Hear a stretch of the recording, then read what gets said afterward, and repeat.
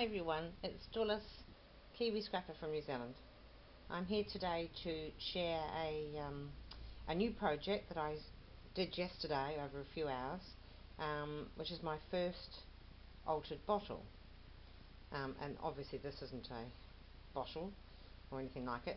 I've just put this here for you to admire while I'm chatting to you. I found the bottle in an op shop, thrift shop, a number of weeks ago. I think before I'd even started scrapping or altering anything. It must have probably been about 9 weeks ago I started doing that, maybe 10 weeks ago. And I'd found this bottle and I really liked the shape of it. It was very unusual. I think it's a probably a liqueur bottle, because they often come in very pretty shapes. So that's what I think it is. And because it's such a lovely shape, this bottle, I actually didn't want to obscure the shape and the style of the bottle. Like I've seen many beautiful altered bottles where they've mainly been covered up in lace. So you can see the form of the bottle, but you can't actually see the bottle itself. It's all covered in lace and things, and they look beautiful. But this bottle I felt was just too beautiful in its own right as a bottle to actually cover it all up. So what I wanted to do was enhance the beauty of this bottle rather than cover it up. So without further ado, as I say, this is my first attempt at altering a bottle. I wanted to do it in a Victorian style, vintage, not Victorian, vintage style. So creams and mocha colours, no other colour in it, not even any white I don't think. But anyway, so without further ado, before I go on, isn't this a lovely dress form? I found this in an op shop for about $4. I've taken the arms and the neck piece off it. It's ideal shape with that little tiny nip-turn waist for a corseted Victorian lady dress. Just beautiful. And that lovely little cloth there I found in an op shop also. I do most of my craft shopping in op shops because, you know, in New Zealand the craft items are very expensive, so I do some. So anyway, this is probably going to be a little bit difficult to do. I'm not sure how the light goes. It's quite early morning here. Well, I say early morning, it's 9 AM, but it's not a very bright day, so excuse the mess of my craft table behind. So probably what I'll do is lay this down. I'm just going to put a whole pile of fabric behind it because I can't find anything else to lay it on at short notice like this. I'm not prepared. I know, I'm never prepared actually. It's a bit, I always thought I was quite a meticulously prepared person, but I'm not. So that's it, I think. This is the second time I've done this video. I did it last night at about 10 o'clock at night when I finished, but I didn't like the end result. Anyway, there it is. So at the bottom here we've got, I put lace, that's the bottom of it actually up there, so that when it's standing this fans out straight and it looks as if it's standing on a pretty lace doily. And the lace was too wide, so I doubled over the top and glued it down before gluing it onto the bottle itself. But the first thing I did actually, this has got an indentation, as you can see. This is the edge of the bottle and that goes right in like a great big dimple, and the same on the other side. So on this one, the first thing I did was glued in a piece of tea stained sheet music, and you can't see a lot of it. It's obscured mainly by the picture, but you can actually see the edges of it. And the next thing I did was I put in this very pretty image which is printed on a fabric block. I thought this was the little Princess Victoria, who obviously later became the famous Queen Victoria, but in actual fact I believe on seeing something else that it's Princess Charlotte of Belgium. Either way, she's a very pretty child from a well-to-do family and from the Victorian period. It's very, very pretty. So that was popped in because it was an ideal size for that. And the next thing I did was I put a a circle around her of string pearls in this sort of vintagey ivory off pretty colour. And then over that, on top of that one, coming further up the side of the bottle in here, I put a very narrow delicate antique gold braid, Chinese braid, and then over that I place these flat back pearls in alternating colours of mocha and ivory. The ivory matches the rest of these strings of pearls, and the mocha is just a very pretty colour. I got those off eBay recently.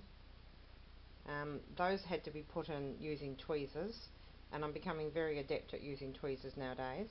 The more detail I put into work in tight places, and my hands are too big and too clumsy, you know, nurses' hands, to actually put that in, you know, do fine detail. So I use tweezers an awful lot.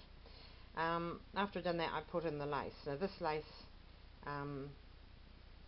was gathered already. It was bought gathered. But once I started to lay it in there to see what it would look like, it looked actually quite flat because it's obviously not gathered very much. So I got my needle and thread out and ran a running stitch through the length I wanted, pulled it all up, so now it's sort of much more gathered, and it looks much more beautiful in there. And I just started the lace from the top of the flat back pearls and put it in there, and then I glued it down around this outer edge, and so that it's not Mod Podge, but it gives it a look of a Dresden China piece of lace. Quite pretty. And on here and up here I put little acrylic flowers, got iridescent pearly gleam to them with a little bling centre. So that's just finished. I'll be honest, I had to put this one in because the flat back pearls, I couldn't squeeze one in right at the end, which was so annoying and frustrating. I just could not squeeze it in without it sort of sticking out and looking stupid. So there was a little gap there. So to cover that gap, I put in that, and then I put one in opposite to make it look like it was, you know, intentional. It's amazing how us crafters come up with embellishments and flowers that we put in to hide other things.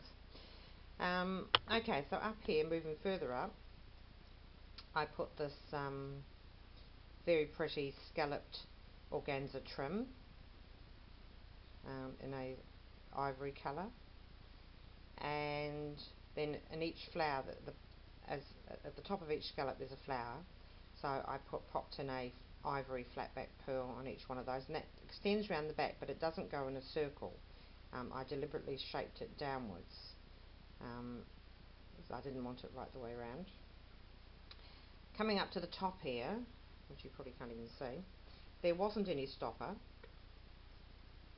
I'll just sort of sit that there for you to stare at.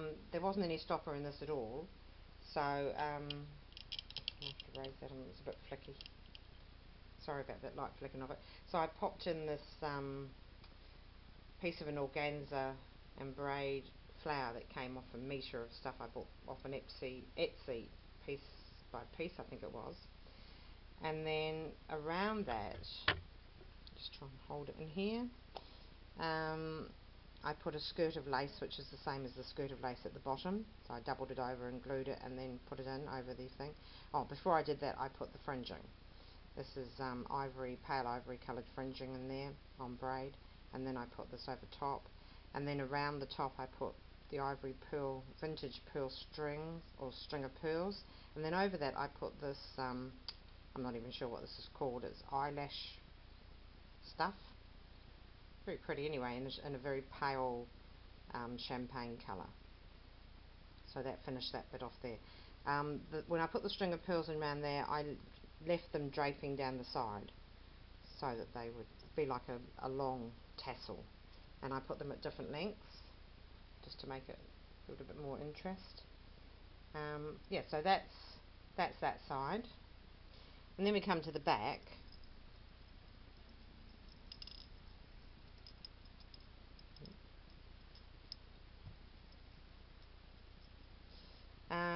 And here you can see more clearly the shape of the bottle. I hope there's not a reflection off that, but there probably is off the light. So in this big dimple, I put the same flower as I'd put on the top for the stopper, and then the same circle of string pearls, which are whole pearls, not flat back. And then in the centre I put a lovely piece of flat back pearl with a bling diamante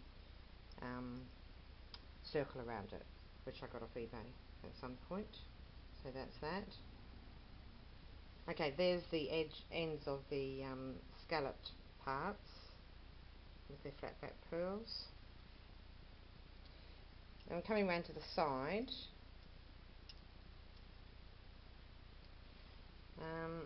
I've got I had a piece of applique, which is sort of a cream ivory colour. I'm not sure whether I bought it myself, whether I found it in a knot shop, whether I got it in a swap with Irene or Sonia in Australia. So apologies girls if either of you gave that to me. So I cut 2 identical pieces out of it and left the middle piece, which I haven't used yet. And this was just glued in around the bottle, and it's lovely because you can still see the glass through it. And then on the opposite side to that, I put the matching piece. And I thought about sticking pearls all around it and stuff, but you know, you can kind of like over embellish, I feel, so I try not to do that. I mean, it's every girl's intention is to, you know, we love bling, so we can tend to go kind of like over the top, but I don't like to do my pieces too over the top. I like it, I like bling and I like pearls, but I don't want to have that the main emphasis. So that's the bit down there, coming up there, oops, and then up there, around the sides.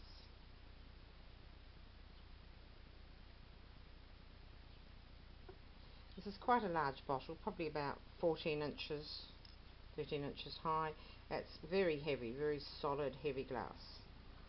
So I presume, oh, up here I put I had an earring, vintage earring, with graduating ivory pearls to a great big one at the bottom. I took the top off it and put something on it and closed it all up, and that's just a dangly bit off the neck there.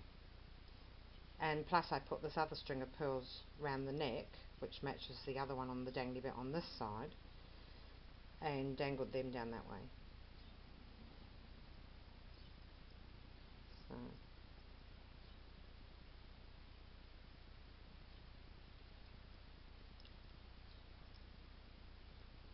yes, so that dangles down the front from the neck, and this dangles down the side, or front and back, from around the neck piece here. I purposely haven't glued that into any position, so I can change it if I want to and then glue it down. Okay, so that's my altered, my first altered bottle, and I hope you like it. I was actually very pleased with the results. I did it over the course of the day yesterday, and yeah, in New Zealand we can be a bit hampered because, you know, we have to get everything from off the internet. We do have craft shops here, but they have limited supplies, and what they do have is very expensive. For example, I've got a mini album that my first mini album that I completed about 3 days ago, and I'm happy with, but I can't find a punch that's big enough to punch the holes through the cardboard. So I know a craft shop in the city has got those ones called crocodiles, but they're over 50 bucks.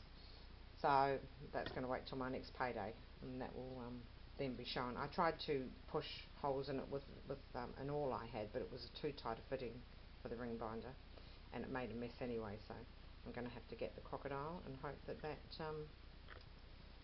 that actually works. Otherwise, I'm not sure what I'll be doing.